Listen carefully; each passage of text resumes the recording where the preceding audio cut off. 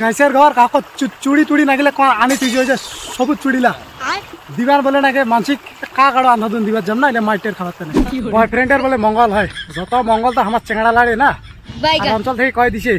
যার যার গার্লফ্রেন্ড ওই সবুজ চুড়ি পড়ি এনে ফটো দিবে চেংড়ালাও যাতে লাল লুঙ্গি টুঙ্গি কোটে কি পড়ি গামছা টামছা পড়ি যাতে ফটো দেয় আমার চেংড়ালাল মঙ্গল খালি কেন হবে চেংড়ি লাড়ে হোক বয়ফ্রেন্ডে তো জানো না কিন্তু দোকানদারের মঙ্গল গ্যারান্টি হবে অবশ্যই এই জিনিসটা যদি ফায়দা ওঠা যায় তাহলে গোটা দেশটার একটা মঙ্গল হবে যে পরিমাণে চুড়ি বিক্রি হচ্ছে যে পরিমাণে স্ট্যাটাস স্টোরি দেখেছ এক মাসে আম্বানি জিও টেলিকম কিনি এনে যদি চুড়ি টেলিকম করা না যায় তোমার 2 টাকা কাটি এনে কুকুর বিলে খেলে দেবে আরো যদি 2-4 টাকা রিচার্জের দাম কমে দেওয়া যায় এত আশীর্বাদ পাবো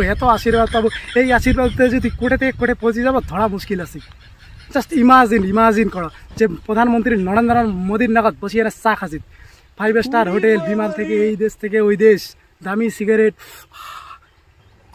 সবাই খালি যায় তাই সার করে দেখাবে